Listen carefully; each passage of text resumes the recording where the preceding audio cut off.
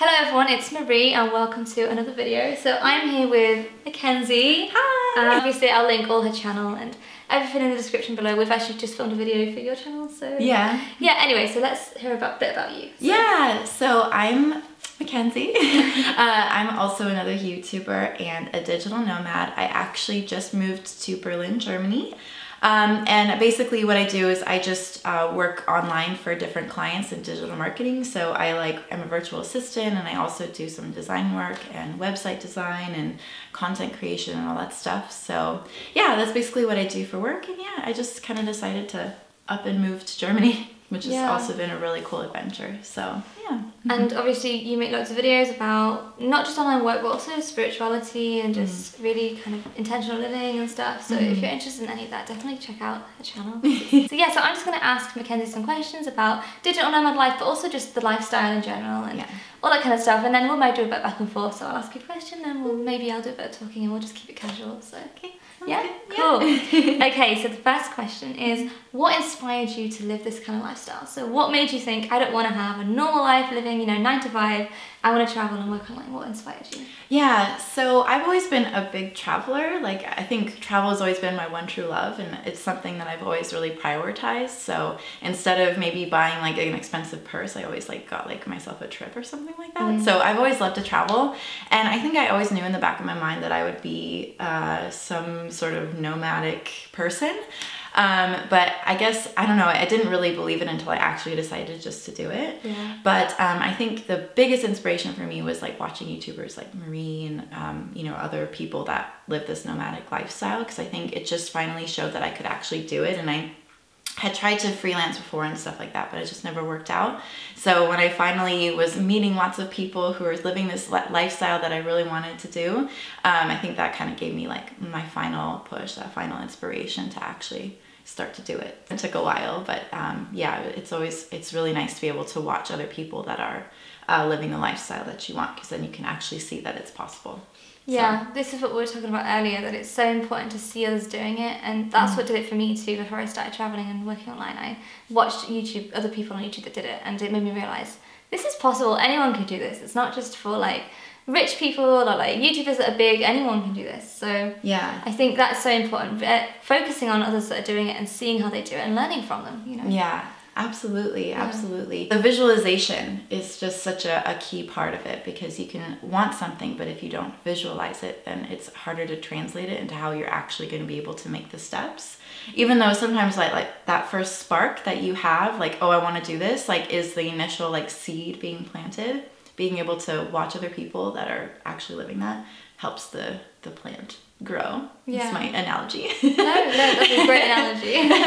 I see it in my head. Yeah, visualization. What would you say are the differences between a digital nomad and a backpacker? Because you've done a bit of two, they're both right. You've done a bit of backpacking around and also working online and traveling. So what do you like the most about each? Just let us know a bit about your thoughts on that. So. Yeah, so I did a backpacking trip after uni. I did 6 months of backpacking, and it was very different because I was, moving place to place and stuff like that, but I wasn't working. I would basically just saved up money from my student job, and then I just kind of decided to go. And so it was more budget travel, but it also, I would say, not that it was more fun, but I think I more just focused on the experience of travel and not necessarily working at the same time. So that was really fun, but it was also more exhausting, because I think I just was go, go, go, each place, try and see as much as I possibly can with, my backpack and stuff. But with digital nomad life, I think it's so much more relaxed, and it's also this is your lifestyle, so you kind of take more time to do the things that you like to do and to rest and relax, and maybe even get to know more of a place, because you tend to stay, at least for me anyway, I tend to just stay in a place for longer, because you do have to work and you do have to kind of prioritize that. So it's a little bit slower for me, but I really like that actually. I prefer that for sure, because the backpacker lifestyle is very fast-paced. You meet a lot of people all the time and you're always going from place to place. But with digital nomad life, it's you're working and you're able to slowly travel. And, if you do it really fast when you're working online, it can be really exhausting. So that's been my experience anyway. Yeah, no, it's interesting because I've never really done the whole backpacking thing. I just started straight as a digital nomad. So I often think like, am I missing out not have ever done the backpacking experience? But at the same time, like you said, I think it is nice to do the whole digital nomad thing, because you do make more friends because you stay somewhere for longer. Exactly. There's no need to rush travel, you know, you can do it slowly. And I found like with the backpacker lifestyle, I mean, of course you meet other backpackers who are kind of doing the same thing, but it's just, there's just a lot of rotation. Like I got a little bit exhausted just from the amount of like people rotating in and out of my life. And so that's what's really nice about this sort of digital nomad thing. I feel like I've been able to make better quality friends because it is a little bit slower, and it's not just 2 or 3 days of spending time together. You spend much more time. So that's also a really nice benefit of it as well. Do you have any tips for anyone just on finding the courage to just do it? So, you know, someone's a bit optimistic, they're like, I don't know if I can do this. What would you say to them? Like, what advice would you give them to just go for it? Yeah, I think the number one thing is to just, we were talking about this earlier, like trusting, like find that sort of like inner intuition that just trusts that it's going to work out. Like, I think it's really scary, and it's like really tough to like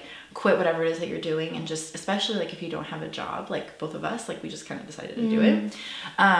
It's like you have to find that sort of inner voice that says that it's all going to be okay, and you have to trust it, you know.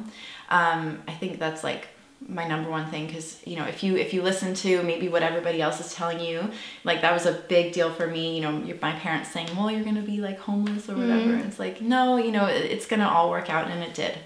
So I think just find that little inner voice that says that it's gonna work out, and it'll work out for you. Like, even if it's not exactly how you planned, it's the way that it's supposed to be. Yeah, that's the thing. So, be open to it not working out, because if it's, I don't know, like for me, I found that the best experiences have been the ones that I didn't plan, and they've also been when things went wrong, like missing flights. Like there was one time I missed a train. I was going to Bratislava, and I missed the train, and I was really gutted because I'd missed like half a day in Bratislava, and then I got to Bratislava like 5 hours late, and I was like, oh great, I've missed half a day. Some guy came up to me and me and my husband and her friend, and he said, oh, I've got 3 free tickets to Vienna. Do you guys want to go? And we're like, yeah, sure. We got free tickets, even though we'd missed our previous train. It was like, if I'd have not missed that train, I wouldn't have been there right then when he offered me free tickets. So it's like, sometimes things are going wrong for a reason. Let them, and trust. Yeah, absolutely. And I think when I quit my job, I thought, okay, what is worst case scenario? And like worst case scenario was that I had to move back home to Colorado and figure out like something else. But I kind of came to terms with that. Like I was like, you know, if that's the way that it's supposed to be, then there's another bigger opportunity out there for me. And then that never ended up happening, you know, like it all ended up working out. And I actually did go home for a little bit, but it was just to see family and just like save a little money. So it wasn't even like some big, huge failure when I went home. It was like, all right, like this is just a little bit of a rest period, and I'm going to move on to my next step. So yeah, that's a really good point. What's the worst case scenario? I always think that now. Like, what is the worst thing that could happen? It's never a big failure. It's just a different road maybe that you're going to take. So yeah, I always thought the worst case scenario, but then it was never that bad when I thought about it. I was like, oh, it's actually like okay if that happens. So exactly. What would you say is the most rewarding part of being a digital nomad and traveling in general? Yeah, I think, to be honest, I think it's probably the people that I meet. I feel like the people that you meet make up such a big part of the place that you're in, and just being open. Like I feel like I'm just so much more open now to new experiences and new people and new things, and it's so rewarding to be able to go to like a co-working space here in Berlin and just meet new people and go and grab like a lunch with them, and then they give you some new like expansive idea, and it's just like this sort of growth lifestyle that I really enjoy. So that's definitely I can agree with that. Definitely. Yeah, one thing I didn't expect was to meet the friends I've made, so it's been a great surprise. Exactly. Yeah, for sure. And okay, so what would you say is the biggest challenge you faced yet on this journey of digital nomad life? I think for me it's work-life balance, because you know, when you're traveling you want to experience everything, you want to meet all the people, see all the things, but you also have to work at the same time, so you have to really prioritize work. Like for me, I tend to just overindulge in my social life a lot, and then I don't get as much work done as maybe I need to. So finding the balance has been kind of difficult for me, but I'm getting there. I think now that I'm a little more settled, I think it's easier.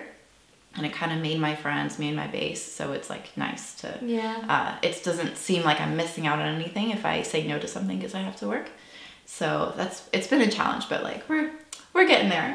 Yeah, I must admit that is one of my biggest challenges too. But I tend to do more work and less travel, less fun. Like I tend to always do too much work and it stresses me out. So yeah, I need to kind of find that balance too. And it's so difficult, but it is, especially when you are traveling and you're more nomadic, but you're working, but you meet other people who are just backpacking. Yeah. And they sometimes want to go out all the time and have fun when you meet them, and they don't quite understand you've got to be really cheap sometimes and not always go out and spend money because you are actually living on you're working, right? Yeah. And yeah, so sometimes it's hard having that balance, like. Definitely. But you get around it, don't you? You always figure it out. Yeah. I feel like it always seems to, like we were talking about earlier, it just seems to work out. So what things keep you grounded when you're on the road? So mentally grounded, maybe like meditation or reading. What things do you do to just stay relaxed and not overstress so much? Yeah, so meditation for sure. I try and do meditation all the time. I feel like you don't need to just sit and be like in lotus position to meditate. I think if I'm on a bus or a train or on like the U-Bahn, the underground or anything, you can always practice a little bit of meditation. So I have a mantra from my guru, and so I'll like recite my mantra.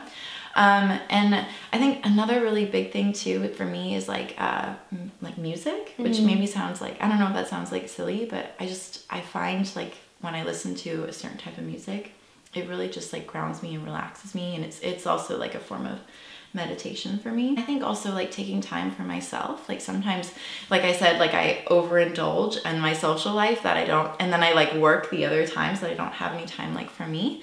So, you know, taking maybe one night a week where I just chill and relax and do whatever it is that I feel like I need to do to recharge is also another a really important thing for me. I think allowing yourself to sometimes have a lazy day. When you're traveling, you often think, oh, I've got to go out and see this because I'm here. It's like, well, if you're traveling slower, it's okay to have a day where you just watch Netflix all day. For sure, yeah, or just like watch Netflix or like read a book, like just listen to music and read, just something to just recharge and relax, and something that you really enjoy, because I think like when you're just always on the go, it can be really hard. So yeah, and also what you said about meditating anywhere, mindfulness too, just being mindful about, like when we were doing Vipassana, he was mentioning that you should always go to your sensations. So when you're walking, be mindful, what does your body feel like? Are you hot, are you cold?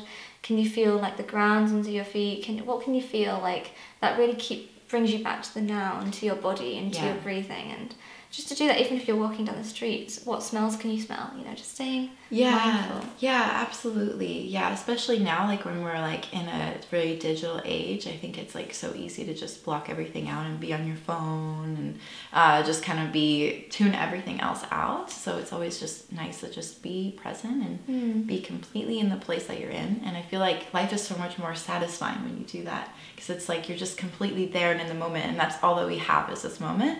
So when you have a meal like with friends, you're just completely in the moment, or if you're on the subway and you know are in the moment, or when you're walking, it's just like life is so satisfying when you can do that. Do you think it's sustainable to be a digital nomad long term? What are your thoughts? Like, obviously it's possible, anyone can do it, but what would you like to do? Like, do you see yourself settling down one day? And tell me your thoughts. Yeah, I don't know about as far as like digital nomad, like traveling full time forever. Like I could definitely see myself doing it for a while. I think it's like interesting because I thought I would be doing it for a long term, and then I kind of decided to not really settle, but just kind of make a base.